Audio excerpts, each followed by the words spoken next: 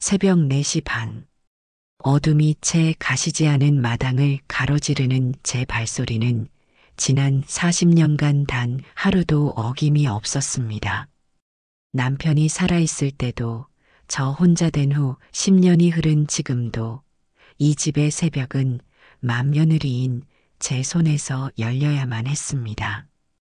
사박사박 흙을 밟는 소리는 마치 이 집의 대들보가 삐걱이며 제 무게를 견디는 소리 같아 저는 늘 등줄기를 꼿꼿이 세우곤 했습니다. 장독대 뚜껑을 열자 밤새 이슬을 머금은 간장 익는 냄새가 훅 끼쳐왔습니다. 시어머니께서 물려주신 시간장.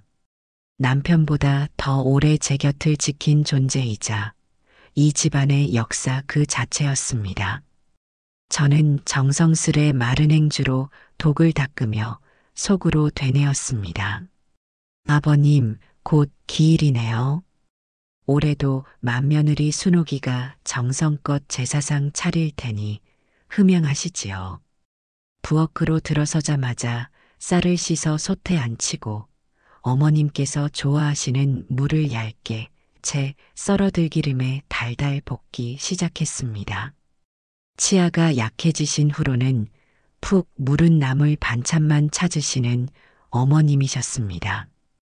지글거리는 소리와 고소한 냄새가 부엌을 채울 때쯤 안방에서 어머님의 기침 소리가 들려왔습니다. 어머님, 일어나셨어요? 곧 진지상 봐서 들여갈게요. 방문을 열자 어머님께서는 멍하니 벽지를 보고 계셨습니다. 요즘 들어 부쩍 그런 날이 많아지셨습니다. 정신이 돌아왔다 나갔다. 마치 낡은 라디오 주파수처럼 지지직거리는 날들이었습니다. 순옥이냐? 아이고 허리야.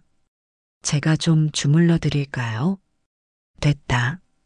내 시아버지 제사가 언제라고? 다음 주 수요일입니다. 어머님. 장은 어제 다 봐놓았습니다. 어머님은 그제야 안심한 듯 고개를 끄덕이셨습니다. 제가 차려드린 아침상을 물끄러미 보시던 어머님께서 숟가락을 들다 말고 물으셨습니다. 근데 영희랑 해숙이는 언제 온다더냐? 가슴 한구석이 서늘하게 내려앉는 기분이었습니다. 동서 영희와 신우이 해숙. 그 이름들은 제게 늘 불편한 가시와도 같았습니다. 특히 남편이 세상을 떠난 후 그들은 저를 이 집의 주인이 아닌 얹혀 사는 과객 취급을 하곤 했습니다. 글쎄요, 어머님. 따로 연락은 없었습니다. 제 대답이 끝나기 무섭게 대문 밖에서 요란한 자동차 경적 소리가 울렸습니다.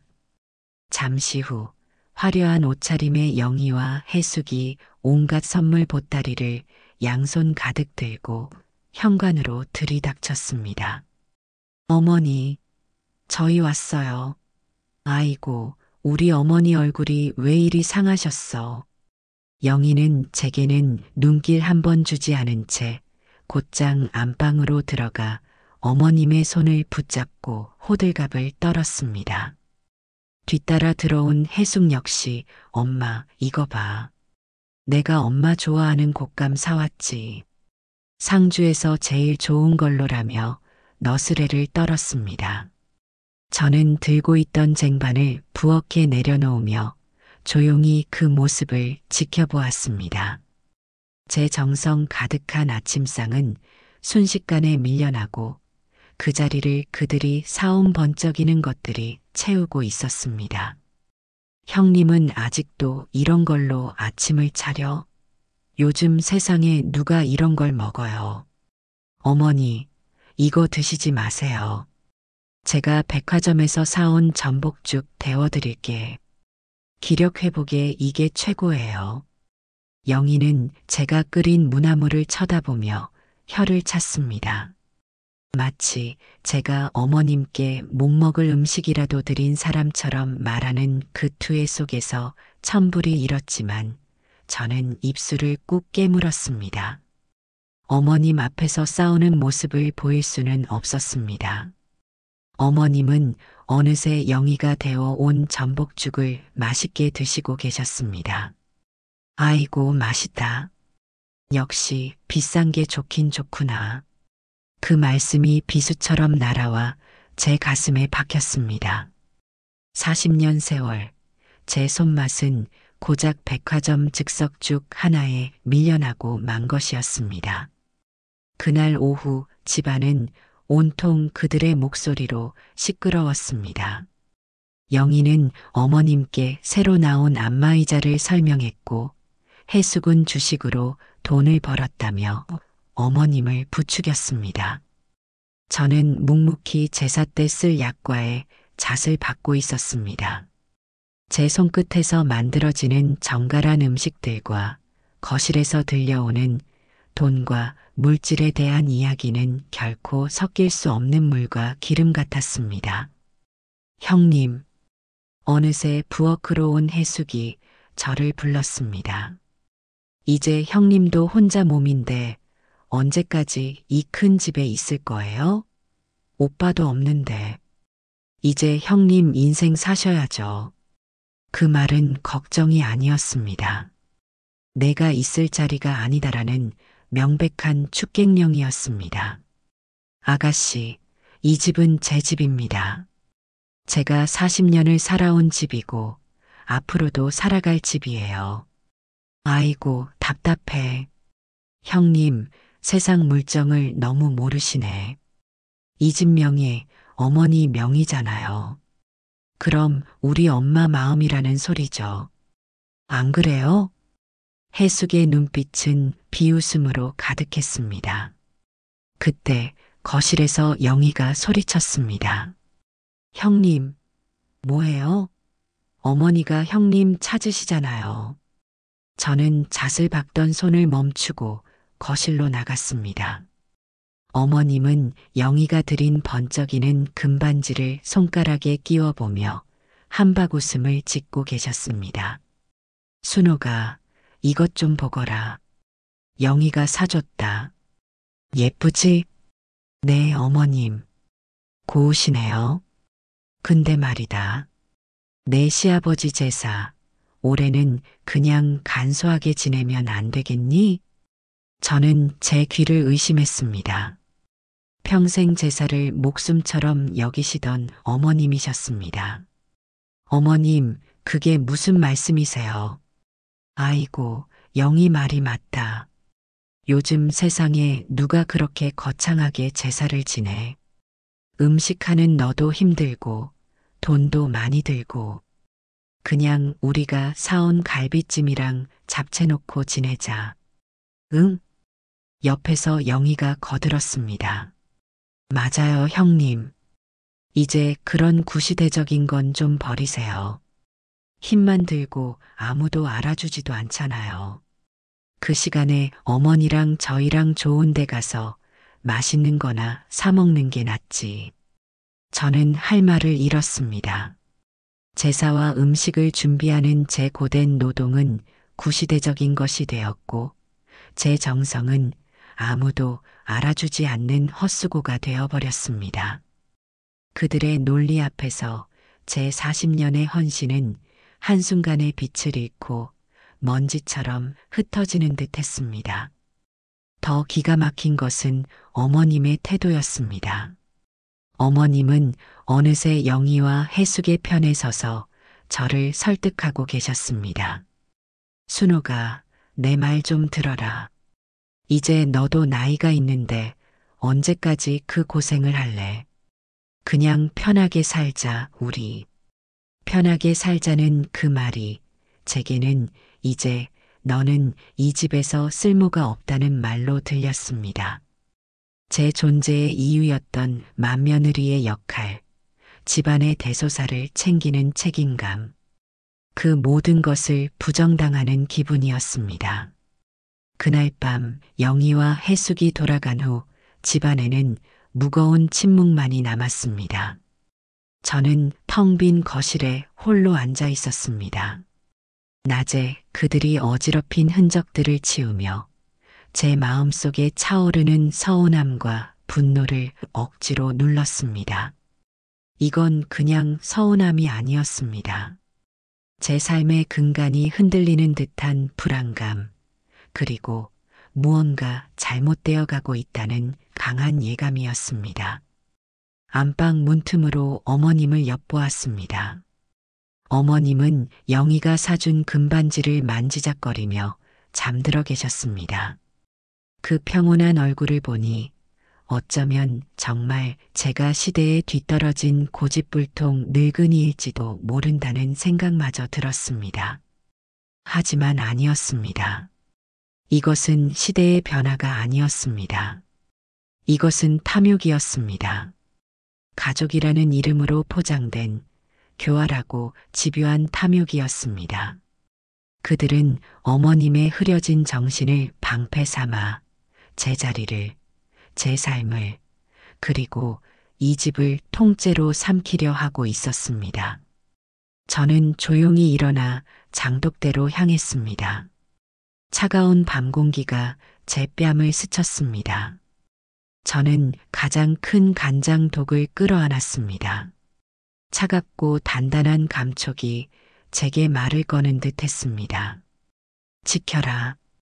내가 지켜야 한다. 그 순간 제 안에서 무언가 단단한 것이 깨어나는 것을 느꼈습니다.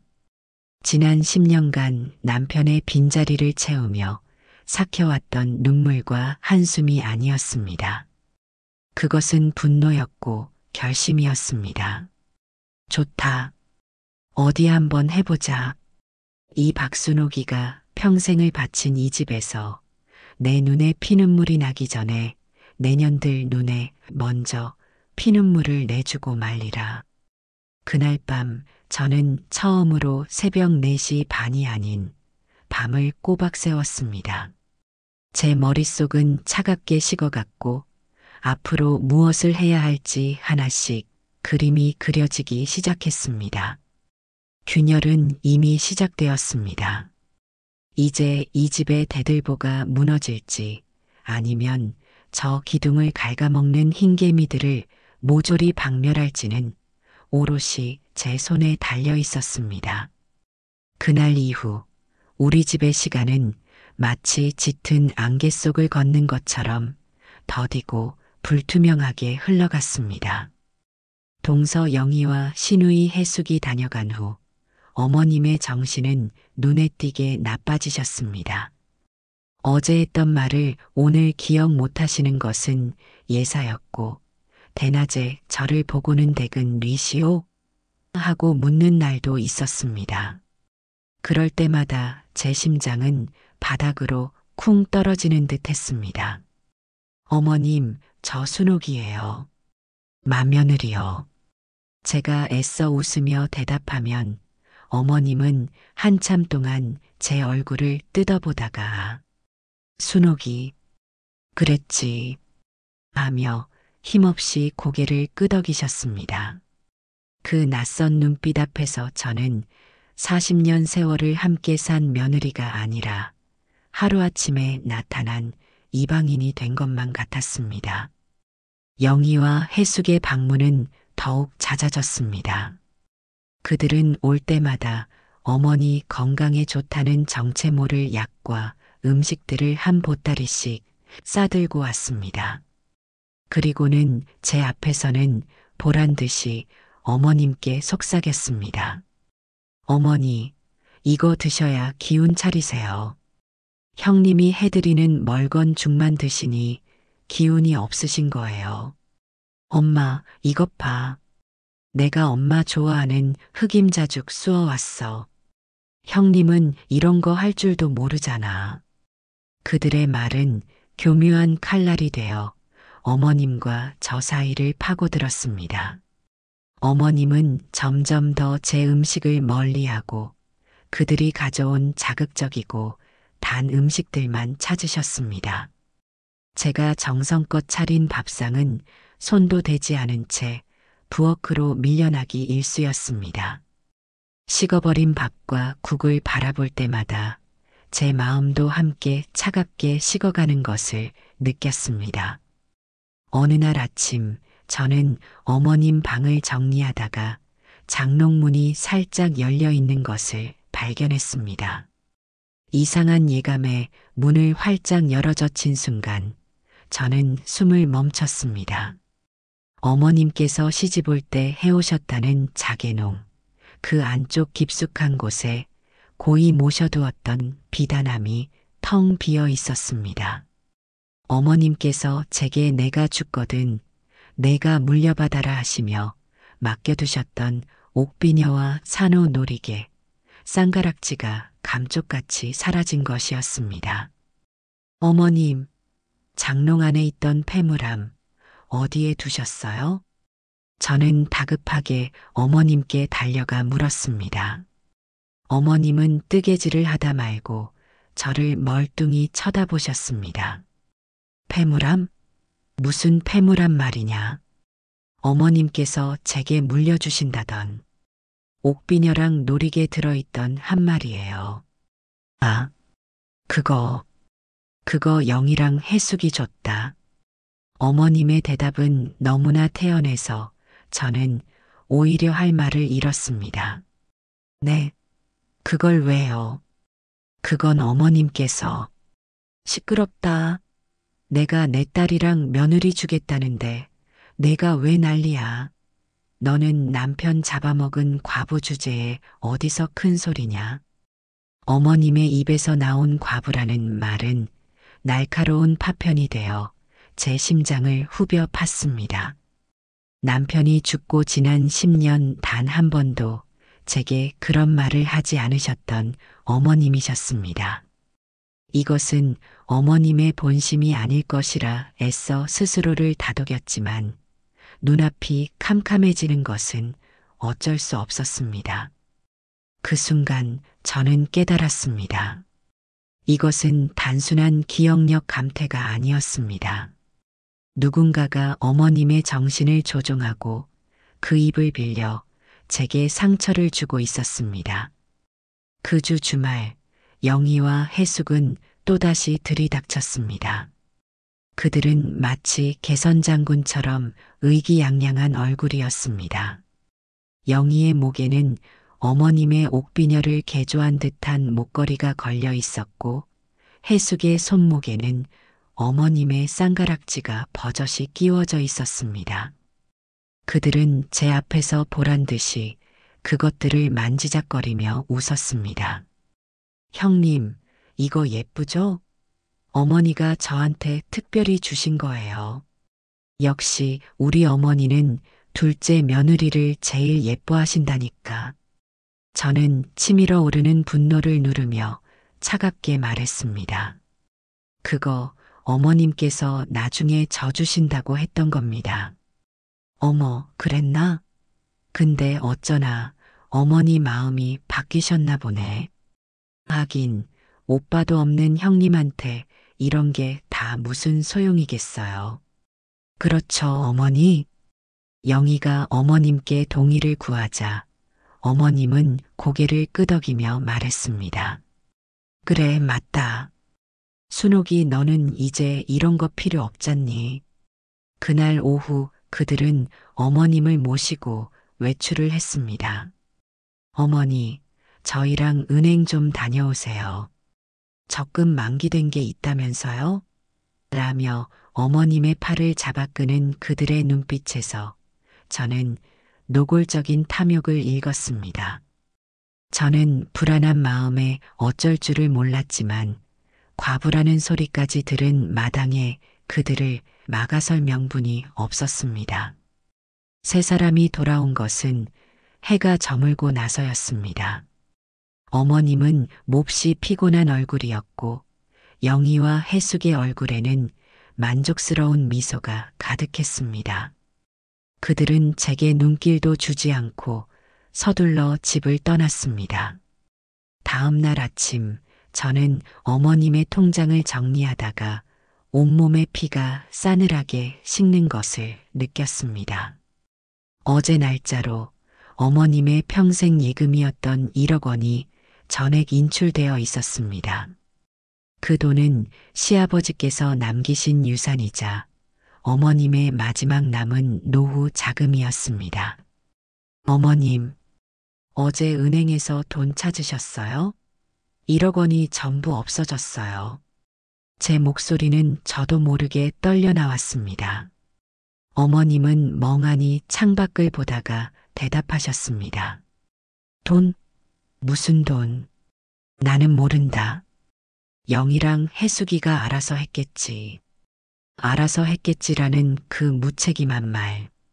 자신의 전 재산이 사라졌는데도 아무런 감각조차 없는 어머님의 모습에 저는 절망했습니다. 이것은 도둑질이었습니다. 치매 노인을 상대로 한 파렴치한 사기극이었습니다. 저는 더 이상 참을 수 없었습니다. 당장이라도 그들에게 달려가 머리채를 잡고 싶었지만 이성을 잃어서는 안 된다고 스스로를 다잡았습니다. 증거가 없었습니다. 어머님이 내가 줬다고 하면 그만이었습니다. 법적으로도 도의적으로도 저는 그들을 이길 수 없었습니다. 그날 밤 저는 잠든 어머님의 방에 조용히 들어갔습니다. 어머님의 머리맡에는 영희가 주고 간 어머니 전용 특제 한약이라고 적힌 상자가 놓여 있었습니다. 매일 아침 저녁으로 영희가 이거 꼭 챙겨 드시게 하라며 신신당부하던 것이었습니다. 문득 그 한약 상자가 섬뜩하게 느껴졌습니다. 어머님의 증세가 심해진 시기와 이 한약을 드시기 시작한 시기가 묘하게 겹쳤습니다. 설마, 아니, 설마가 아니었습니다. 역시나였습니다. 제 마음속에서 희미했던 의심의 조각들이 하나로 꿰어 맞춰지기 시작했습니다. 폐물, 예금, 그리고 이 정체 모를 한약까지 모든 것이 하나의 목표를 향하고 있었습니다. 바로 이 집과 남은 재산을 모두 차지하고 저를 빈손으로 내쫓으려는 그들의 계략이었습니다. 저는 떨리는 손으로 한약 파우치 몇 개를 몰래 제 방으로 가져왔습니다. 이것이 그들의 발톱이라면 저는 그 발톱을 뽑아 증거로 만들어야 했습니다. 이대로 당하고만 있을 수는 없었습니다. 남편이 남긴 마지막 유산인 이 집을, 제 청춘과 맞바꾼 이 집을 저런 악독한 것들에게 넘겨줄 수는 없었습니다. 창밖은 칠흑 같은 어둠에 잠겨 있었습니다. 하지만 제 눈은 그 어느 때보다 형형하게 빛나고 있었습니다. 이제 더 이상 눈물 흘리는 약한 맏며느리는 없었습니다. 슬픔과 절망의 자리에 차가운 분노와 냉철한 이성이 들어찼습니다. 저는 제 손에 든 한약 파우치를 내려다보았습니다. 이것이 전쟁의 시작을 알리는 신호탄이 될 것이었습니다. 이제부터는 제가 사냥꾼이 될 차례였습니다.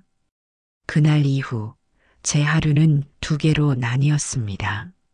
낮에는 아무것도 모르는 순한 맏며느리의 얼굴로 어머님을 봉양하고 집안을 돌봤지만 밤이 되면 저는 비밀을 파헤치는 탐정이 되어야 했습니다. 제 손에 들린 그 몇 개의 한약 파우치는 단순한 의심의 증거가 아니라 저를 벼랑 끝으로 내몰고 있는 저들의 범죄를 입증할 유일한 희망이었습니다. 다음 날 아침 저는 읍내에 장을 보러 간다는 핑계를 대고 집을 나섰습니다. 제 발걸음이 향한 곳은 시장이 아닌 시외 버스터미널이었습니다. 품 안에는 한약 파우치를 신문지로 겹겹이 싼 꾸러미가 들어 있었습니다. 동네 한의원이나 병원에 갔다가는 금세 소문이 날 것이 뻔했습니다. 저는 누구의 눈에도 띄지 않는 먼 곳으로 가야만 했습니다. 2시간을 달려 도착한 도시는 낯설었지만 오히려 그 익명성이 제게는 위안이 되었습니다. 저는 수소문 끝에 가장 크고 신뢰할 만한 연구소를 찾아갔습니다. 유리문 너머로 보이는 하얀 가운들과 복잡한 기계들이 위압적으로 느껴졌지만 저는 망설이지 않았습니다. 여기서 물러서면 모든 것을 잃게 될 것이었습니다. 무슨 일로 오셨습니까? 젊은 연구원이 제게 물었을 때 저는 차마 며느리와 시누이가 시어머니께 먹이는 약이 의심스러워서요라고 말할 수 없었습니다. 저는 미리 생각해둔 거짓말을 꺼냈습니다. 제가 요즘 몸이 안 좋아서 한약을 지어 먹는데 이걸 먹고 나면 자꾸 정신이 몽롱해져서요. 혹시 성분에 무슨 문제가 있는지 검사를 좀 받아보고 싶어서 왔습니다. 제 초라한 행색과 더듬거리는 말투에도 연구원은 의외로 친절하게 접수를 도와주었습니다. 결과는 일주일 정도 걸립니다. 나오면 연락드리겠습니다. 그의 말을 뒤로하고 연구소를 나서는 제 등은 식은땀으로 축축했습니다. 이제 주사위는 던져졌습니다. 일주일. 그 시간 동안 저는 그들의 눈을 속이며 아무 일 없는 듯이 버텨야만 했습니다. 집으로 돌아오니 아니나 다를까 영희와 해숙이 와 있었습니다. 그들은 제가 없는 사이 어머님 방에서 무언가를 뒤지고 있는 듯 했습니다. 저를 보자 화들짝 놀라며 아무렇지 않은 척했지만 그들의 당황한 눈빛을 저는 놓치지 않았습니다. 형님, 어디 갔다 이제 와요? 어머니 점심은 어쩌고요? 해숙이 날카롭게 쏘아붙였습니다. 저는 태연하게 장바구니를 들어 보이며 대꾸했습니다. 읍내에 좀. 어머님 좋아하시는 옥돔이 싸게 나왔길래 사왔습니다. 그런 거 말고 영양가 있는 걸 좀 해드리라니까. 형님은 센스가 왜 그래요? 영희가 핀잔을 주며 어머님께 다가가 또다시 특제 한약을 챙겨드렸습니다. 저는 그 모습을 지켜보며 속으로 칼을 갈았습니다. 마음껏 웃어더라. 내년들이 웃을 날도 이제 얼마 남지 않았으니 그날부터 저는 일기를 쓰기 시작했습니다. 어머님의 상태를 시간대별로 꼼꼼히 기록했습니다. 영희와 해숙이 다녀간 날 그들이 한약을 드리고 간 후 몇 시간 뒤부터 어머님의 눈빛이 어떻게 흐려지는지, 어떤 헛소리를 하시는지, 잠을 얼마나 주무시는지 모든 것을 빠짐없이 적었습니다. 이것은 단순한 일기가 아니었습니다. 훗날 법정에서 그들의 죄를 낱낱이 밝혀줄 가장 강력한 증언이 될 것이었습니다. 며칠 뒤 저는 더 확실한 증거가 필요하다고 판단했습니다. 아들 민준이에게 전화를 걸었습니다. 민준아, 엄마 좀 도와줘야겠다. 네, 어머니. 무슨 일이세요? 혹시 아주 작아서 눈에 잘 띄지 않는 그런 사진기 같은 거 구할 수 있겠니? 제 뜬금없는 부탁에 민준이는 의아해했지만 저는 차마 진실을 다 말할 수 없었습니다. 그냥 집안에 좀 도둑이 드는 것 같아서 그런다. 아들에게까지 이 더러운 싸움을 보여주고 싶지 않았습니다. 주말에 집에 온 민준이는 제 손에 작은 상자 하나를 쥐어주었습니다. 손톱만 한 크기의 소형 카메라였습니다. 어머니, 이걸 어디에 쓰시려고요? 정말 도둑이 들었어요? 경찰에 신고해야죠. 아니다. 아직은 아니다. 이건 엄마가 알아서 할게. 너는 아무 걱정 말고 내 일이나 열심히 하거라. 저는 민준이를 돌려보낸 뒤 그날 밤 모두가 잠든 시간을 틈타 카메라를 설치하기 시작했습니다. 하나는 어머님 방의 낡은 괴종시계 안쪽에, 또 하나는 거실의 텔레비전 장식장 뒤편에. 제 손은 긴장으로 덜덜 떨렸지만 정신은 얼음장처럼 차가웠습니다. 이제 저들의 모든 행동은 제 눈앞에 기록될 것이었습니다. 카메라를 설치하고 며칠이 지났을까 연구소에서 전화가 걸려왔습니다. 제 심장이 철렁 내려앉았습니다. 박순옥님 되시죠? 의뢰하신 성분 분석 결과가 나왔습니다. 저는 마른 침을 삼키며 물었습니다. 네. 그래서 어떻게 나왔나요? 수화기 너머로 들려온 연구원의 목소리는 낮고 심각했습니다. 어르신, 이 약은 절대 드시면 안 됩니다. 한약재 외에 소량의 신경안정제 성분이 검출되었습니다. 특히 졸피뎀 성분이 미량 포함되어 있는데 이는 의사의 처방 없이는 절대 복용해서는 안 되는 향정신성 약물입니다. 노인분들이 장기 복용할 경우 심각한 기억력 감퇴나 환각, 선망 증세를 유발할 수 있습니다. 순간 세상의 모든 소리가 멎는 듯 했습니다. 제 희미한 의심은 차갑고 명백한 진실이 되어 제 심장을 꿰뚫었습니다. 그 악독한 것들, 그들은 단지 어머님의 정신을 흐리게 한 것이 아니었습니다. 명백히 독을 먹이고 있었던 것입니다. 저는 전화기를 붙잡은 채 한동안 아무 말도 할 수 없었습니다. 온몸이 분노로 부들부들 떨렸고 눈에서는 뜨거운 눈물이 솟구쳤습니다. 그날 밤 저는 잠을 이룰 수 없었습니다. 분석 결과지를 몇 번이고 읽고 또 읽었습니다. 졸피뎀, 선망 증세, 향정신성 약물. 그 낯선 단어들이 마치 독사처럼 제 눈앞에서 꿈틀거리는 듯 했습니다. 다음 날 저는 카메라에 녹화된 영상을 확인했습니다.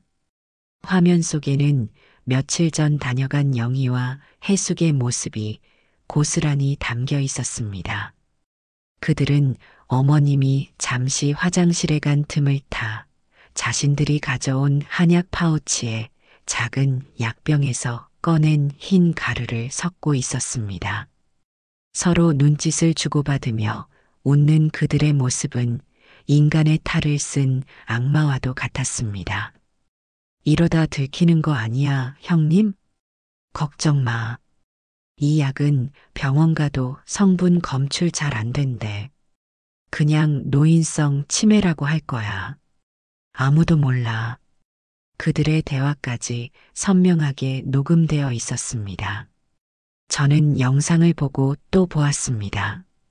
볼 때마다 피가 거꾸로 솟는 것 같았지만 저는 눈을 뗄 수 없었습니다. 이것이 바로 그들의 민낯이었습니다. 이것이 바로 제가 세상에 알려야 할 진실이었습니다. 이제 모든 증거는 제 손안에 들어왔습니다. 약물 성분 분석표, 어머님의 상태를 기록한 일지, 그리고 그들의 범행이 담긴 영상까지. 저는 그것들을 보자기에 소중히 싸서 장롱 가장 깊숙한 곳, 제 혼수 이불 밑에 숨겼습니다. 이제 반격의 시간만이 남았습니다. 하지만 저는 서두르지 않을 것입니다. 저들이 가장 의기양양하게 웃는 순간, 가장 방심하고 있는 순간에 이 모든 증거를 터뜨릴 것입니다. 저들이 제게서 모든 것을 빼앗았다고 믿는 바로 그 순간에 저는 저들에게서 모든 것을 앗아올 것입니다. 저는 창밖을 내다보았습니다. 동이 트기 전의 새벽은 가장 어둡다고 했던가요? 제 인생의 가장 깊은 어둠 속에서 저는 가장 날카로운 칼을 갈고 있었습니다. 이제 곧 저 어둠을 찢고 새로운 아침이 밝아올 것이었습니다. 그것은 심판의 아침이 될 것이었습니다. 증거를 손에 쥔 후 제 마음은 폭풍 전야의 고요한 바다와 같았습니다. 겉으로는 잔잔했지만 그 깊은 속에서는 거대한 파도가 휘몰아치고 있었습니다. 저는 매일 아침 거울을 보며 제 얼굴을 단련했습니다. 슬픔도 분노도 드러내지 않는 무표정한 얼굴. 저들이 제 속을 조금도 짐작하지 못하도록 저는 철저하게 제 감정을 숨기는 법을 익혀야만 했습니다. 며칠 뒤 영희와 해숙은 또다시 들이닥쳤습니다. 그들의 얼굴에는 이전보다 더 노골적인 조바심과 탐욕이 서려 있었습니다. 아마도 어머님의 재산을 완전히 손에 넣을 날이 머지 않았다고 생각하는 모양이었습니다. 어머니, 오늘 저희랑 좋은 데 좀 가요. 바람도 쐴 겸. 해숙이 어머님의 팔을 잡아 끌며 살갑게 말했습니다. 영희는 제게 턱짓을 하며 명령했습니다. 형님, 어머니 외출하시게 옷 좀 챙겨드려요. 좀 화사한 걸로. 칙칙한 거 말고. 저는 아무 말 없이 어머님 방으로 들어가 옷을 챙겼습니다. 제 손에 들린 것은 어머님께서 가장 아끼시던 연보라색 명주 한복이었습니다. 그 옷을 꺼내면서 저는 그들의 진짜 목적이 무엇인지 직감했습니다. 좋은 데란 필시구청이나 동사무소일 것이고 화사한 옷은 아마도 중요한 서류에 찍힐 사진을 위한 것일 테지요. 그들은 이제 이 집의 명의를 이전하려는 마지막 단계에 들어선 것이었습니다. 올 것이 왔구나. 저는 어머님께 옷을 입혀드리며 나지막이 속삭였습니다. 어머님, 오늘 어디 가시는지 아세요? 어머님은 그저 몰라. 해숙이가 좋은데 간다고 했다. 라며 힘없이 대답하실 뿐이었습니다. 그 텅 빈 눈동자를 보니 제 가슴 속에서 다시 한번 뜨거운 불길이 치솟았습니다. 그들이 어머님을 부축해 현관을 나서는 순간 저는 조용히 그 뒤를 따랐습니다. 형님은 왜 따라 나와요? 저희가 잘 모시고 다녀올 테니 집이나 잘 보고 있어요.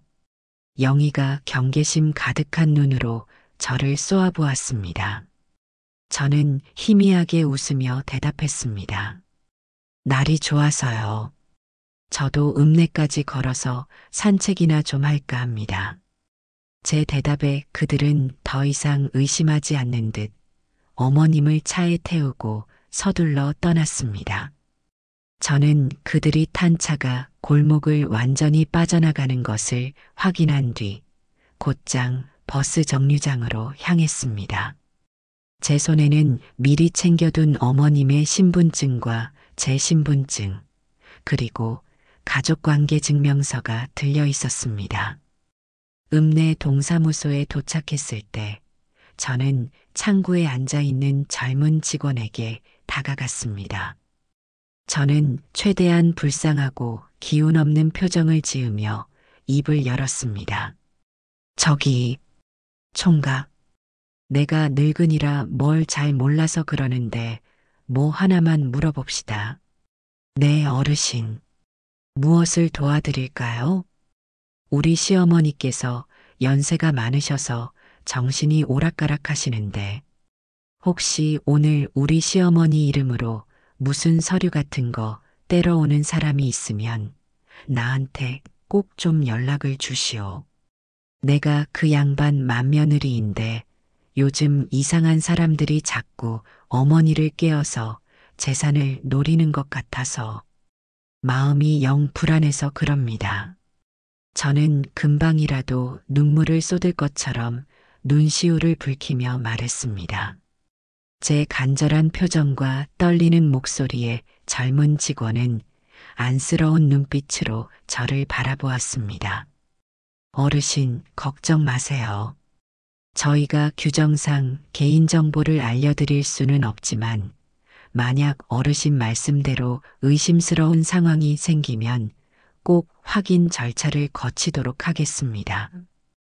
혹시 모르니 연락처 하나만 남겨주시겠어요? 저는 제 전화번호를 적어주고는 몇 번이고 고맙다고 인사를 한 뒤 동사무소를 나왔습니다. 이제 첫 번째 덫을 놓았습니다. 예상대로 1시간쯤 지났을까 제 휴대폰이 조용히 울렸습니다. 동사무소 직원이었습니다. 어르신, 방금 따님과 며느리라는 분이 오셔서 어르신 시어머니 인감증명서를 떼려고 하십니다. 부동산 매매용으로요. 본인이 직접 오셨는데 저희가 보기에도 조금 상태가 안 좋아 보이셔서요. 어떻게 할까요? 지금 바로 가겠습니다. 절대 떼주시면 안 됩니다. 저는 전화를 끊자마자 택시를 잡아 타고 동사무소로 향했습니다. 심장이 쿵쾅거렸지만 머리는 차갑게 식어 있었습니다. 동사무소 문을 열고 들어서자 창구 앞에서 직원과 실랑이를 벌이고 있는 영희와 해숙의 모습이 보였습니다. 아니, 본인이 직접 왔다는데 왜 안 된다는 거예요? 우리 어머니 정신 멀쩡해요. 어머니 말씀 좀 해보세요. 이 집 아들한테 파는 거라고요. 해숙이 어머님의 팔을 흔들며 재촉했지만 어머님은 그저 멍하니 허공만 바라보고 계셨습니다. 바로 그때 제가 그들 앞에 나타났습니다. 지금 여기서 뭐 하는 짓들입니까? 제 목소리는 얼음장처럼 차가웠습니다. 저를 발견한 영희와 해숙의 얼굴이 새하얗게 질렸습니다. 형님이 여긴 어떻게? 내가 여기 있으면 안 됩니까? 정신 나간 시어머니 부추겨서 집문서 빼돌리려는 현장에 이 집 맏며느리가 있으면 안 되는 거냐고 묻고 있습니다. 제 서슬퍼런 기세에 주변 사람들이 웅성거리기 시작했습니다. 당황한 영희가 상황을 수습하려 애썼습니다. 무슨 소리예요, 형님? 오해예요. 저희는 그냥 어머니가 집을 정리하고 싶다고 하셔서 도와드리러 온 것뿐이에요. 오해? 그럼 이 인감증명서 용도는 뭡니까? 부동산 매매용. 누구한테 팔려고 했습니까? 아가씨 아들? 아니면 동서 남편 회사? 제 추궁에 해숙이 길길이 날뛰기 시작했습니다. 이게 정말 형님이 뭔데 우리 엄마 일에 사사건건 끼어들어. 오빠도 죽고 없는데 이제 형님은 이 집사람도 아니야. 그 순간 저는 더 이상 참지 않았습니다. 창구 직원과 주변 사람들이 모두 듣도록 큰 소리로 외쳤습니다. 이 사람들 좀 보세요. 치매 걸린 늙은 어머니를 끌고 와서 집을 빼앗으려는 파렴치한 딸과 며느리입니다. 제가 이 집 맏며느리 박순옥입니다. 이분은 제 시어머니 남은자 여사님이시고요. 지금 이분은 자기 이름 석자도 제대로 못 쓰는 상태입니다. 이런 분의 인감을 떼서 집을 팔아먹겠다는 게 사람으로서 할 짓입니까? 제 외침에 동사무소는 순식간에 아수라장이 되었습니다. 사람들은 영희와 해숙을 향해 손가락질하며 수군거렸습니다. 세상에, 늙은 엄마 집 뺏으러 왔대. 자식들이 어떻게 저래. 궁지에 몰린 영희와 해숙은 얼굴이 시뻘개져서 어쩔 줄을 몰라 했습니다. 결국 그들은 저를 거칠게 밀치고 어머님을 끌고 도망치듯 동사무소를 빠져나갔습니다. 저는 그 자리에 넘어진 채 그들의 비참한 뒷모습을 똑똑히 지켜보았습니다. 이것이 저의 첫 번째 반격이었습니다. 그날 밤 집으로 돌아온 영희와 해숙은 분을 이기지 못하고 제게로 달려들었습니다. 내가 감히 우리 일을 망쳐? 이 집에서 당장 나가. 해숙이 제 머리채를 잡고 흔들었습니다. 영희는 제 뺨을 때리려 손을 치켜들었습니다. 저는 그들의 손을 뿌리치며 소리쳤습니다. 어디 한번 때려보시지. 이 집 곳곳에 당신들 만행을 지켜보는 눈이 있다는 것만 알아도. 제 의미심장한 말에 그들은 순간 움찔했습니다. 하지만 이성을 잃은 그들은 막무가내였습니다. 뭐라는 거야? 오늘 내 끝장을 내주겠어. 라며 다시 제게 달려들었습니다. 그들이 저를 밀치고 제 옷을 잡아찢고 온갖 욕설을 퍼붓는 그 모든 순간 거실 장식장 뒤편의 작은 렌즈는 묵묵히 모든 것을 기록하고 있었습니다. 저는 바닥에 쓰러져 신음하면서도 속으로 웃고 있었습니다. 그래, 더 해봐라. 더 난리를 쳐봐라. 너희가 발버둥 칠수록 너희의 죄는 더 무거워지고 내 승리는 더 완벽해질 테니.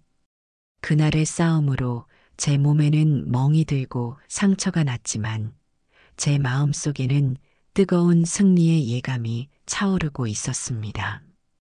오늘 저는 그들의 계획에 처음으로 제동을 걸었습니다. 그들의 발톱에 처음으로 상처를 냈습니다. 이제 그들은 저를 더욱 경계하고 더 악랄하게 나올 것입니다. 하지만 괜찮습니다. 저는 이미 그들보다 한 걸음, 아니 10걸음은 앞서가고 있었으니까요. 이제 곧 저들이 쌓아 올린 탐욕의 성이 무너져 내리는 것을 똑똑히 보게 될 것이었습니다.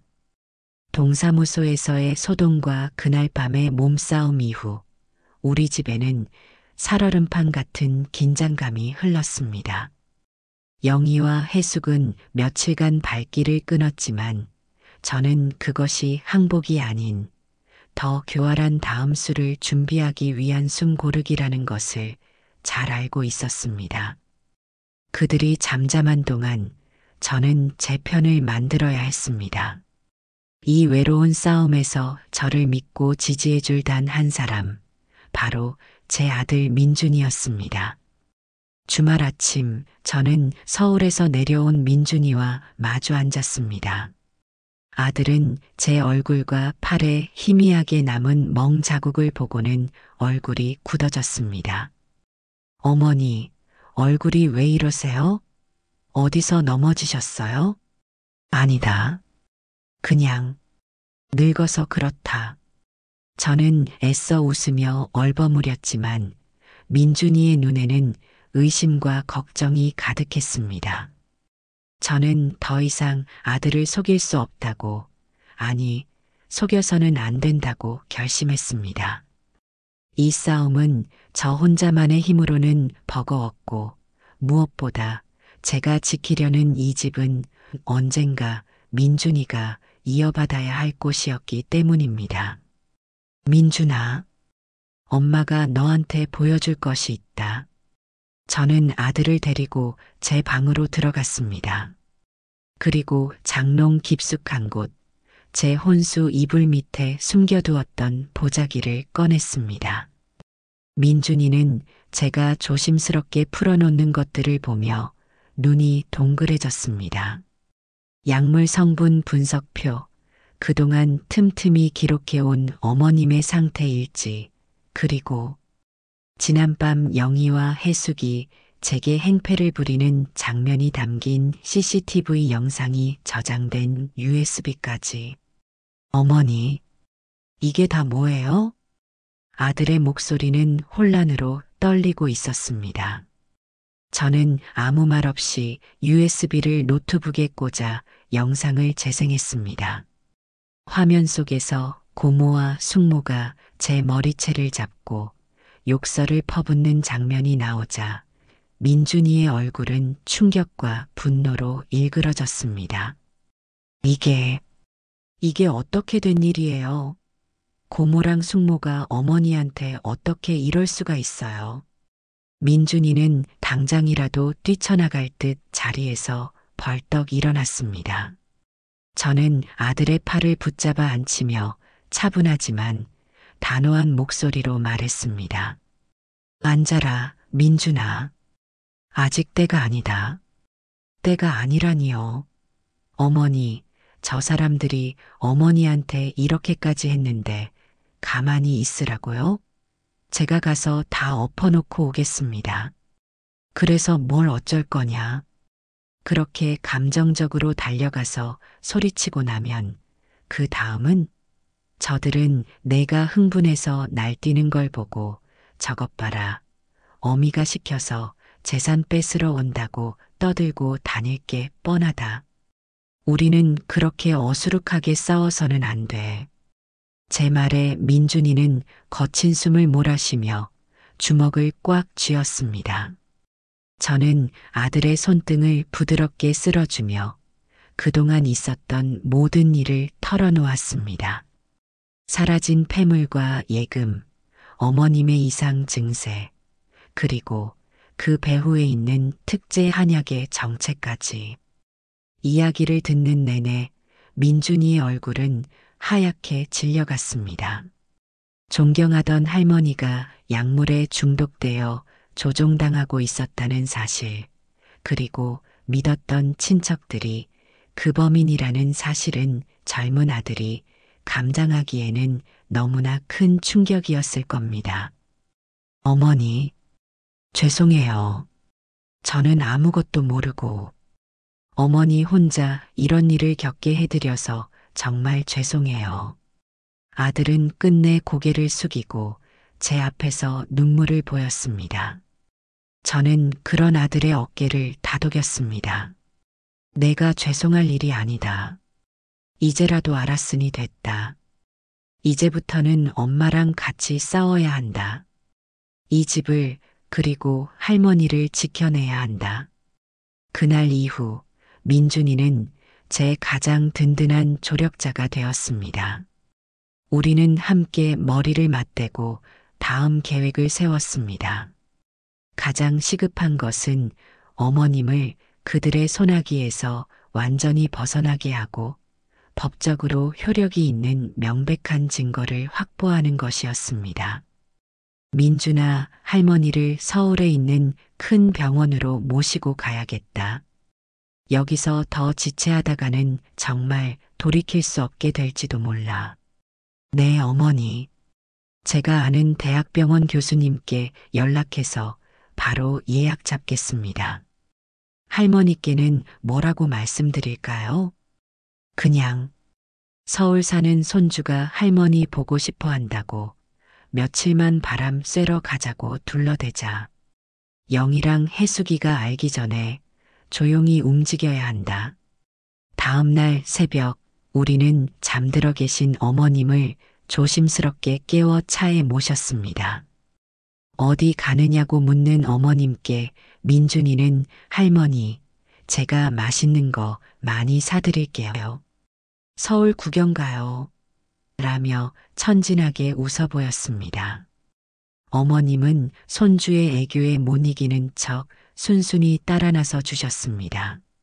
서울의 대학병원, 신경과 병동은 복잡했지만 체계적이었습니다. 민준이가 미리 연락해둔 덕분에 우리는 곧장 백발이 성성한 노 교수님과 마주 앉을 수 있었습니다.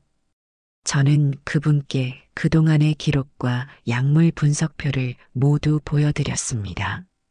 서류를 꼼꼼히 살펴보던 교수님의 표정이 점점 심각해졌습니다.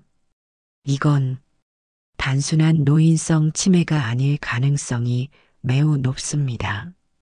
기록을 보면 특정 시점 이후로 증상이 급격히 악화되었고 무엇보다 이 약물 성분은 명백한 범죄 행위의 증거가 될 수 있습니다.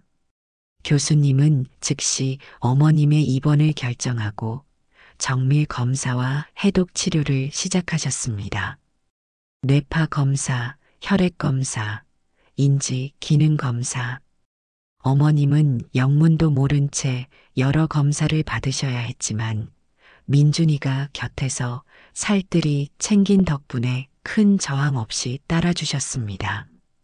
병원에 계시는 동안 어머님의 상태는 조금씩 안정을 찾아갔습니다.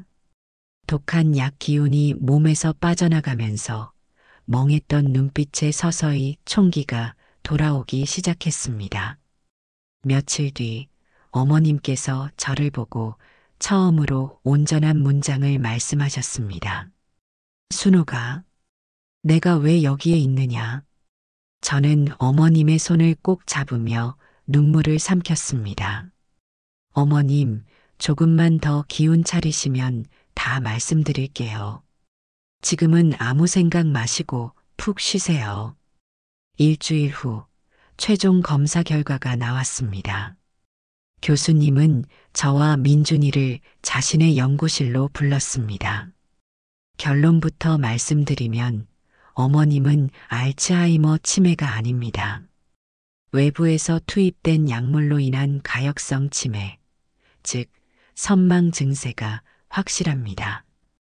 꾸준히 해독 치료를 받으시면 예전의 기억력과 판단력을 상당 부분 회복하실 수 있습니다. 교수님은 저희에게 약물 중독으로 인한 인지기능장애라는 정확한 진단이 명시된 의사 소견서를 건네주셨습니다. 그 종이 한 장이 제게는 천군만마와도 같았습니다. 이것은 단순한 진단서가 아니었습니다. 영희와 해숙의 모든 거짓말과 위선을 단번에 무너뜨릴 수 있는 법적 효력을 지닌 강력한 무기였습니다. 어머니, 이제 됐어요. 이제 저것들 빼도 박도 못하게 됐어요. 민준이가 제 손을 잡으며 말했습니다. 저는 고개를 끄덕였습니다. 이제 모든 준비는 끝났습니다. 어머님의 건강을 되찾았고 그들의 죄를 입증할 완벽한 증거들을 모두 손에 넣었습니다. 병원 복도를 걸어 나오는데 창밖으로 서울의 야경이 눈부시게 펼쳐져 있었습니다. 저 수많은 불빛 아래 얼마나 많은 사람들이 저처럼 억울한 눈물을 삼키며 살아가고 있을까? 저는 더 이상 약하게 울고만 있지 않겠다고 다짐했습니다. 제 손에 들린 이 진실의 칼로 저 악독한 것들의 탐욕을 베고 무너진 집안의 정의를 바로 세울 것입니다. 이제 집으로 돌아갈 시간이었습니다. 폭풍이 몰아칠 그 집으로. 하지만 저는 더 이상 두렵지 않았습니다. 제 곁에는 든든한 아들이 있었고 제 손에는 무엇보다 강한 진실이라는 방패가 들려 있었으니까요. 이제 남은 것은 심판의 날을 정하는 것뿐이었습니다. 서울에서 돌아온 후 우리 집은 폭풍이 휩쓸고 지나간 뒤의 고요함, 바로 그 자체였습니다. 어머님은 병원에서 꾸준히 치료를 받으며 눈에 띄게 기력을 회복하셨습니다. 아직 기억이 온전치 않은 부분도 있었지만 더 이상 넋나간 사람처럼 헛소리를 하시거나 저를 알아보지 못하는 일은 없었습니다. 저는 매일 아침 정성껏 보약을 달여 올리며 어머님의 회복에 온 신경을 쏟았습니다. 그 사이 영희와 해숙에게서는 아무런 연락이 없었습니다. 아마도 동사무소에서의 일로 잔뜩 경계심을 품고 제가 어떻게 나오는지 동태를 살피고 있는 것이겠지요. 그들의 침묵이 길어질수록 저는 그들이 더 큰 것을 준비하고 있음을 직감했습니다. 덫에 걸린 쥐가 가장 사나워지는 법이니까요. 예감은 틀리지 않았습니다. 어머님의 생신날 아침, 그들은 마치 약속이나 한 듯 검은색 고급 승용차를 타고 대문 앞에 나타났습니다. 그런데 이번에는 그들뿐만이 아니었습니다. 말끔한 양복 차림에 서류 가방을 든 낯선 중년 남자가 그들과 함께였습니다. 제 심장이 쿵 하고 내려앉았습니다. 변호사, 저들이 드디어 법이라는 칼을 빼들고 온 것이었습니다. 형님, 그동안 잘 지내셨어요? 저희가 좀 뜸했죠? 영희는 아무 일도 없었다는 듯 기름을 바른 것처럼 매끄러운 미소를 지으며 제게 인사했습니다. 그 뻔뻔함에 치가 떨렸지만 저는 표정을 바꾸지 않고 담담하게 대꾸했습니다. 자네들이 오건 안 오건 이 집은 늘 똑같다네. 그들은 제 대꾸에는 아랑곳하지 않고 곧장 안방으로 향했습니다. 저는 조용히 그 뒤를 따랐습니다. 안방에는 민준이가 미리 준비해둔 생신상이 차려져 있었습니다. 어머님은 곱게 한복을 차려입고 앉아 계셨지요. 어머니, 생신 축하드려요. 그들은 요란하게 생신 축하 노래를 부르며 어머님 앞에 커다란 케이크를 내려놓았습니다. 그리고는 기다렸다는 듯 함께 온 변호사를 소개했습니다. 어머니, 이쪽은 윤 변호사님이세요. 앞으로 어머니의 모든 재산을 안전하게 관리해 주실 분이에요. 해숙의 말에 저는 물론이고 민준이와 어머님까지 모두 굳은 얼굴로 그들을 바라보았습니다. 변호사는 가볍게 목례를 한 뒤 서류 가방에서 두툼한 서류 뭉치를 꺼내 탁자 위에 올려놓았습니다. 남은자 여사님, 생신 축하드립니다. 저는 김영희, 이예숙 두 분의 위임을 받은 윤상현 변호사입니다. 오늘 이 자리는 여사님의 뜻을 법적으로 명확히 하고자 마련되었습니다. 그의 입에서 나온 여사님의 뜻이라는 말이 제 귀에는 세상에서 가장 위선적인 말로 들렸습니다. 윤 변호사는 서류의 첫 장을 넘기며 낭독하기 시작했습니다. 유언 공증 증서. 유언자 남은자는 본인의 모든 부동산 및 금융 자산을 차남에 쳐 김영희와 막내딸 이예숙에게 균등하게 증여할 것을 유언하며 그의 목소리가 방안을 울리는 동안 저는 제 심장이 차갑게 식어가는 것을 느꼈습니다.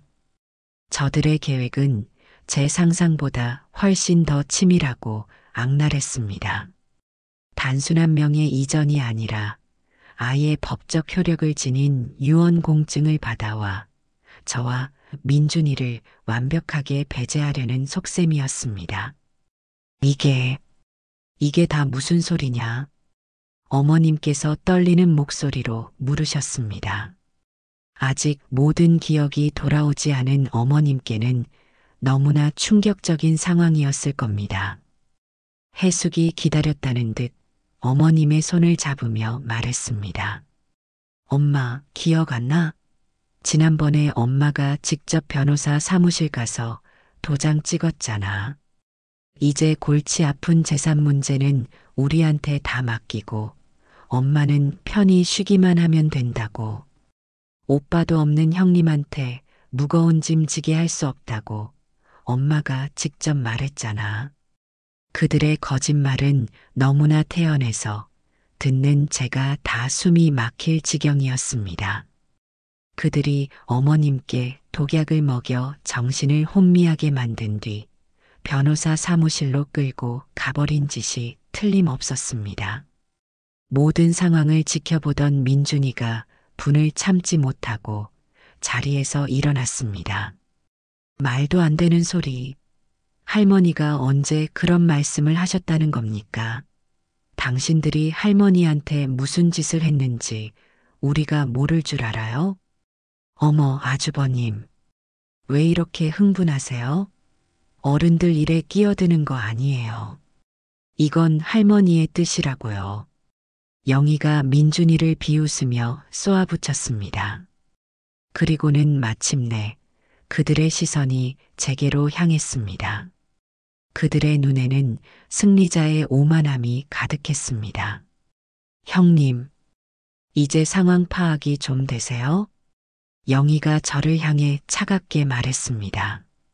이제 이 집의 주인은 저희예요. 법적으로도 완벽하게요.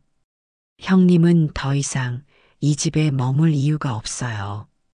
그동안 고생한 건 아니까 이사 비용 정도는 챙겨드릴 테니 일주일 안에 이 집에서 나가주세요. 그들의 입에서 나온 나가달라는 말. 그것은 제가 평생을 바친 집에 대한 사형 선고와도 같았습니다.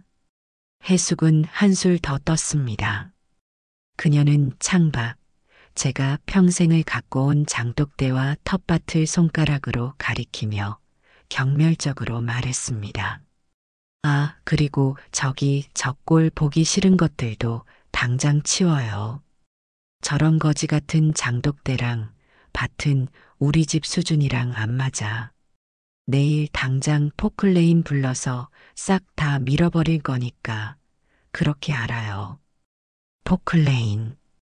그 단어가 제 가슴에 대못처럼 박혔습니다. 제 청춘과 땀이 고스란히 담긴 그곳을 저들은 한낱 흙더미 취급하며 밀어버리겠다고 했습니다. 저는 아무 말 없이 그들을 바라보았습니다.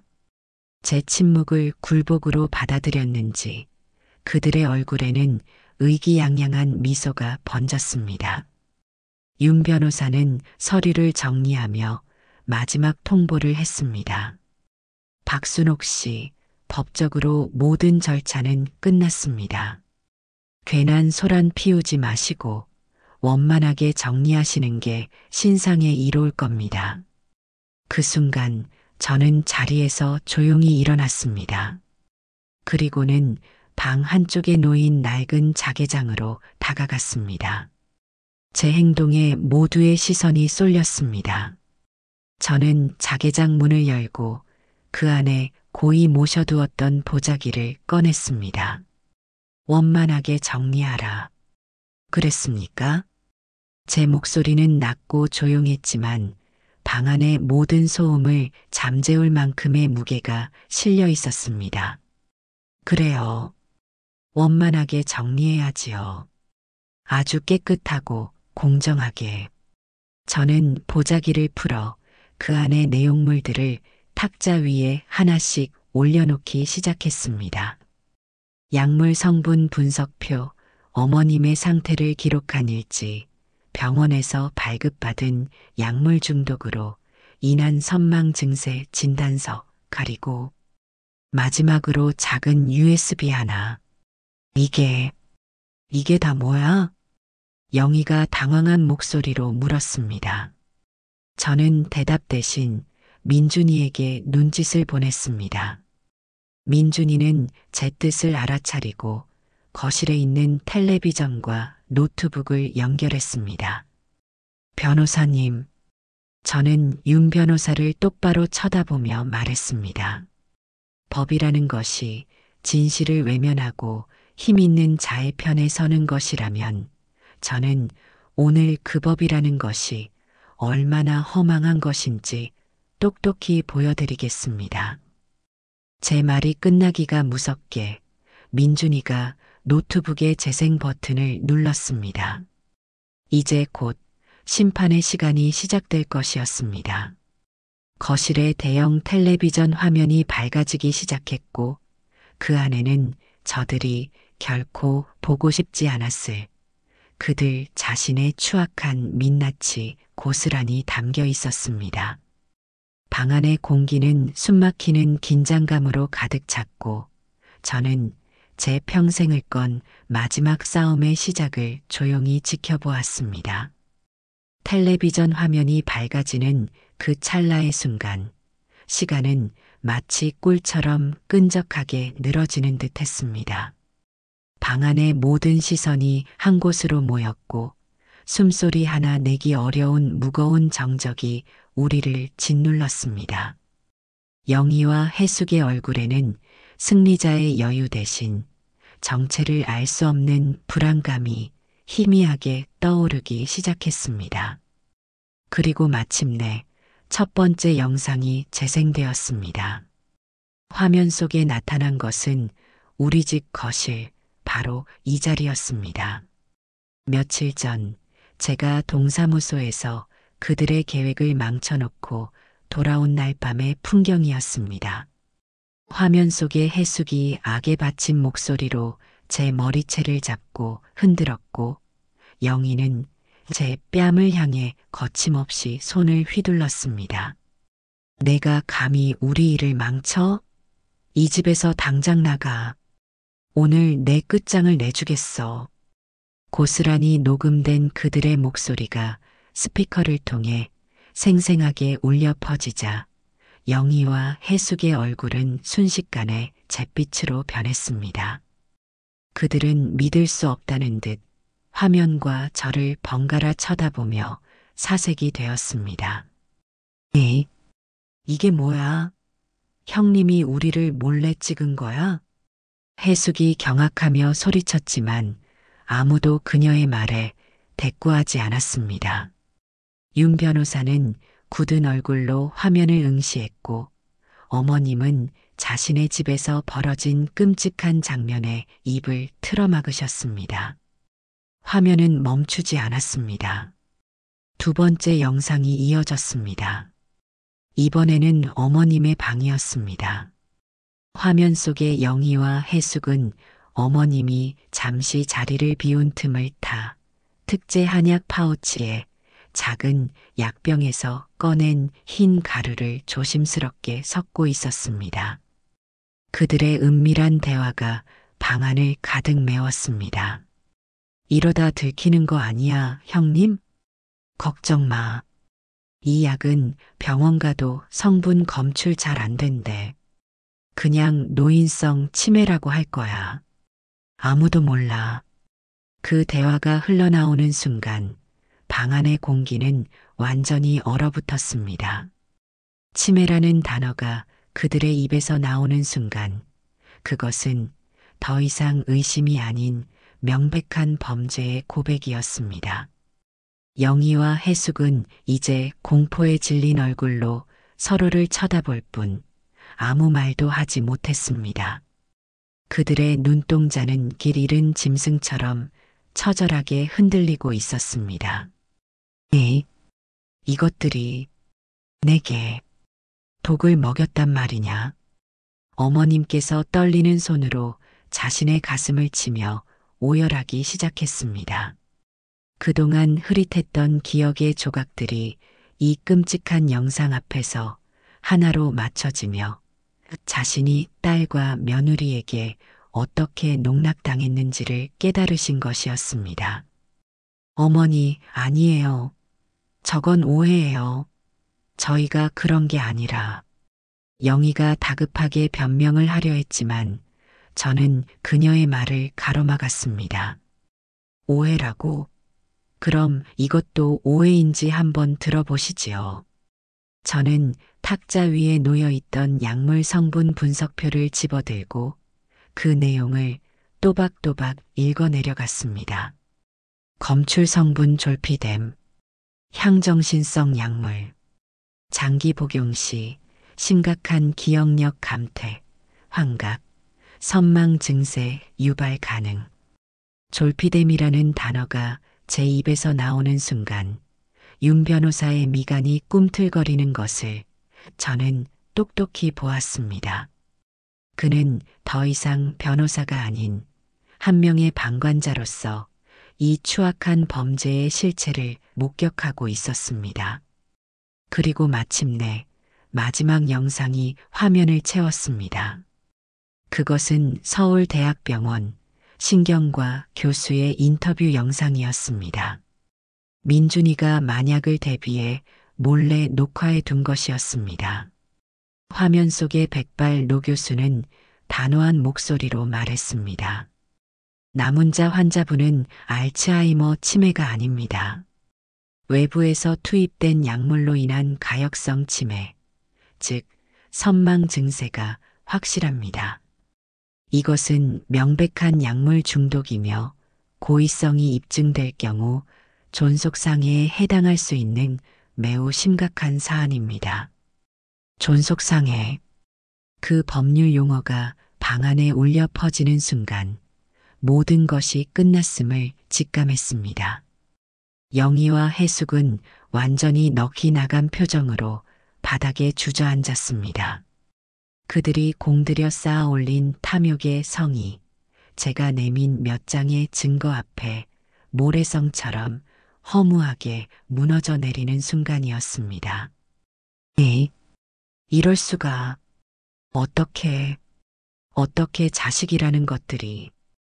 그때까지 조용히 있던 영희의 남편과 해숙의 남편, 즉, 제 시동생과 심해부가 자리에서 벌떡 일어났습니다. 그들의 얼굴은 분노와 배신감, 그리고 수치심으로 시뻘겋게 달아올라 있었습니다. 김영희, 당신, 이게 다 사실이야? 장모님한테 독을 먹여? 당신이 사람이야. 시동생이 아내인 영희의 뺨을 거세게 후려쳤습니다. 짝 하는 날카로운 소리가 방안을 갈랐습니다. 이예숙, 너 때문에 우리 집안이 망하게 생겼다. 당장 이혼해. 너 같은 여자랑은 단 하루도 더 못 살아. 심해부 역시 아내인 해숙의 머리채를 잡고 흔들며 절규했습니다. 순식간에 집안은 아수라장이 되었습니다. 서로를 향한 고성과 비명, 울음소리가 뒤엉켰습니다. 저는 그 모든 광경을 차갑고 무심한 눈으로 지켜보았습니다. 동정심은 조금도 잃지 않았습니다. 저것은 그들이 받아야 할 마땅한 벌이었습니다. 그들이 제게 주려 했던 고통과 절망을 이제 그들 스스로가 고스란히 돌려받고 있을 뿐이었습니다. 그때 윤 변호사가 조용히 제게 다가와 고개를 숙였습니다. 죄송합니다. 박순옥 여사님. 저는 정말 몰랐습니다. 이런 엄청난 일이 숨겨져 있을 줄은. 그는 더 이상 변호사로서의 위엄도 냉철함도 찾아볼 수 없는 그저 한 명의 부끄러운 인간일 뿐이었습니다. 그는 자신의 서류 가방에서 유언 공증 서류를 꺼내 제 앞에서 갈기갈기 찢어버렸습니다. 이 서류는 처음부터 없었던 일입니다. 모든 것을 무효로 하겠습니다. 그가 찢어버린 종이 조각들이 눈처럼 흩날리는 것을 보며 저는 비로소 길고 길었던 싸움이 끝났음을 실감했습니다. 바로 그때였습니다. 꼼짝 마, 경찰이다 하는 외침과 함께 제복을 입은 경찰들이 집 안으로 들이닥쳤습니다. 민준이가 미리 신고를 해둔 것이었습니다. 김영애 씨, 이예숙 씨, 존속상해 및 사기 미수 혐의로 두 분을 긴급 체포합니다. 경찰들이 영희와 해숙의 손에 차가운 수갑을 채웠습니다. 그들은 마지막까지 발악하며 끌려나갔습니다. 형님, 이럴 수 없어. 우리한테 어떻게 이래. 언니, 내가 잘못했어. 한 번만 용서해줘. 그들의 처절한 비명이 멀어져 가고 집안에는 다시 한번 무거운 침묵이 내려앉았습니다. 저는 그제야 긴장이 풀리며 다리가 후들거리는 것을 느꼈습니다. 민준이가 다가와 제 어깨를 부축해 주었습니다. 어머니, 이제 다 끝났어요. 어머니가 이기셨어요. 아들의 말에 제 눈에서 뜨거운 눈물이 흘러내렸습니다. 하지만 그것은 더 이상 억울함과 슬픔의 눈물이 아니었습니다. 제 자신과 이 집을 그리고 어머님을 지켜냈다는 안도감과 마침내 정의를 바로 세웠다는 자부심의 눈물이었습니다. 저는 창밖을 내다보았습니다. 어느새 먹구름은 걷히고 눈부신 햇살이 마당을 환하게 비추고 있었습니다. 심판의 날은 그렇게 끝이 나고 있었습니다. 경찰차가 요란한 사이렌 소리를 남기고 골목을 빠져나간 뒤 우리 집에는 마치 거대한 태풍이 휩쓸고 간 듯한 깊은 정적만이 남았습니다. 찢어진 유언장 조각들이 바닥에 어지럽게 흩어져 있었고 엎어진 케이크의 달콤한 냄새가 방 안의 처참한 분위기와 기묘한 대조를 이루었습니다. 시동생과 심해부는 망연자실한 표정으로 고개를 숙인 채 서둘러 집을 떠났습니다. 그들의 뒷모습에서는 한 가정이 송두리째 무너져 내리는 소리가 들리는 듯 했습니다. 모두가 떠나고 집안에는 저와 어머님, 그리고 민준이 이렇게 셋만이 남았습니다. 어머님은 한참 동안 아무 말 없이 창밖만 바라보시다가 떨리는 손으로 제 손을 잡으셨습니다. 순호가, 애미가 잘못했다. 어머님의 목소리는 갈라져 있었고 쭈글쭈글한 눈가에서는 굵은 눈물방울이 쉴 새 없이 흘러내렸습니다. 내가 내 딸년과 며느리년에게 속아서 너를 그토록 구박하고 내쳤으니 내가 무슨 낯으로 너를 본단 말이냐. 이 늙은이를 용서하지 마라, 순호가. 어머님은 제 손을 붙잡고 아이처럼 서럽게 우셨습니다. 저는 그런 어머님의 등을 가만히 쓸어들이며 말없이 함께 울었습니다. 그 눈물 속에는 지난 세월의 서름과 원망, 그리고 그 모든 것을 뛰어넘는 연민과 용서가 뒤섞여 있었습니다. 어머님 역시 저처럼 피해자였습니다. 가장 믿었던 혈육에게 배신당하고 이용당한 가여운 늙은이일 뿐이었습니다. 아닙니다, 어머님. 다 지난 일입니다. 이제 다 괜찮습니다. 제 위로에 어머님은 더 크게 오열하셨습니다. 그 울음은 어머님의 가슴 속에 응어리져 있던 독한 약 기운과 배신감의 상처를 씻어내는 정화의 과정처럼 느껴졌습니다. 며칠 후 영희와 해숙은 구속 수감되었습니다. 그들의 남편들은 곧바로 이혼 소송을 제기했고 그들이 그토록 자랑하던 부와 명예는 한순간에 신기루처럼 사라졌습니다.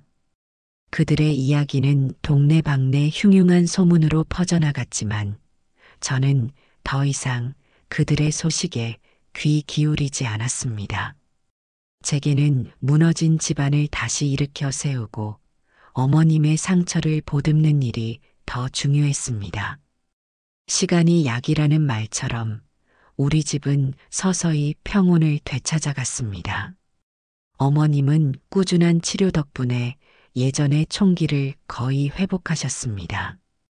이제는 저와 함께 텃밭을 가꾸고 옛날 이야기를 들려주시며 소소한 웃음을 되찾으셨습니다. 순호가 올가을에는 배추를 좀 넉넉히 심어야겠다. 내가 담근 김치가 제일 맛있다. 어머님께서 흙 묻은 호미를 든 채 웃으며 말씀하실 때 저는 비로소 제가 지켜낸 것들의 소중함을 실감했습니다. 제가 지킨 것은 단순히 낡은 집 한 채와 땅 문서가 아니었습니다. 그것은 어머님의 웃음이었고 우리 가족의 평화였으며 제가 평생을 바쳐 쌓아 올린 삶의 터전 그 자체였습니다. 어느 맑은 가을날 저는 민준이와 함께 남편의 묘를 찾았습니다. 산소 앞에는 제가 새벽부터 정성껏 준비한 음식들을 차려놓았습니다. 따스한 햇살 아래 남편의 사진이 온화하게 저를 바라보고 있었습니다. 여보, 나왔어요. 저는 잔디에 맺힌 이슬을 손으로 훔치며 남편에게 말을 건넸습니다. 당신 없는 동안 이 집에 참 많은 일이 있었네요. 내가 잘 해냈는지 모르겠어요. 당신이 있었더라면 내가 이리 모질게 싸우지 않아도 되었을 텐데. 많이 보고 싶었어요, 여보. 제 목소리는 끝내 떨려 나왔고 참았던 눈물이 뺨을 타고 흘러내렸습니다. 그동안 강한 척, 괜찮은 척하며 억눌러 왔던 모든 감정들이 한꺼번에 터져 나왔습니다. 남편에 대한 그리움, 홀로 싸워야 했던 외로움, 그리고 모든 것이 끝났다는 안도감까지. 그때 민준이가 제 어깨를 가만히 감싸 안았습니다. 어머니 잘하셨어요. 아버지가 보셨어도 어머니를 자랑스러워 하셨을 거예요. 어머니는 이 집을 그리고 할머니와 저를 지켜내셨잖아요. 세상에서 가장 강하고 위대한 분이세요. 아들의 따뜻한 위로에 저는 고개를 끄덕이며 눈물을 닦았습니다. 그렇습니다. 저는 더 이상 슬픔에 젖어 있을 수만은 없었습니다. 제게는 지켜야 할 것들이 여전히 많이 남아 있었습니다. 집으로 돌아오는 길, 저는 민준이에게 물었습니다. 민준아, 너는 앞으로 어떻게 할 거냐? 이 시골집이 답답하지는 않으냐? 어머니, 저는 이 집이 좋아요. 할머니랑 어머니가 계신 곳이 제 집이에요. 이제 제가 두 분을 지켜드릴게요. 아들은 어느새 훌쩍 자라 제가 기댈 수 있는 든든한 나무가 되어 있었습니다. 저는 그런 아들의 얼굴을 보며 더없이 큰 행복과 충만함을 느꼈습니다. 그날 저녁 저는 오랜만에 장독대로 향했습니다. 해질녘의 붉은 노을이 수십 개의 장독 위로 아름답게 부서져 내리고 있었습니다. 저는 가장 큰 된장독의 뚜껑을 열었습니다. 구수하고 깊은 냄새가 확 풍겨왔습니다. 햇살과 바람, 그리고 제 기다림 속에서 잘 익어가는 된장이었습니다. 저는 그 된장을 한 숟갈 떠서 맛보았습니다. 짭짤하면서도 깊은 감칠맛이 혀끝을 감쌌습니다. 그 맛 속에는 제 40년의 세월이 기쁨과 슬픔, 인고의 시간이 모두 녹아있는 듯 했습니다. 문득 제 눈에 다시 눈물이 고였습니다. 하지만 그 눈물은 더 이상 슬픔이나 한의 눈물이 아니었습니다. 제 삶을 오롯이 지켜냈다는 자부심, 그리고 앞으로 다가올 평온한 날들에 대한 희망이 담긴 맑고 따뜻한 눈물이었습니다. 저는 조용히 장독 뚜껑을 닫았습니다. 이제 이 집의 새벽은 제가 아닌 제 아들 민준이가 열게 될지도 모릅니다. 세월은 그렇게 흘러가고 세대는 또 그렇게 이어질 것입니다. 중요한 것은 그 흐름 속에서 우리가 무엇을 지키고 무엇을 남기는가 하는 것이겠지요. 저는 텃밭에서 들려오는 어머님의 웃음소리를 들으며 평온한 미소를 지었습니다. 제 눈물의 의미를 저는 이제야 비로소 알 것 같았습니다. 그것은 끝이 아닌 새로운 시작을 알리는 가장 진한 맛의 시간장과도 같은 것이었습니다.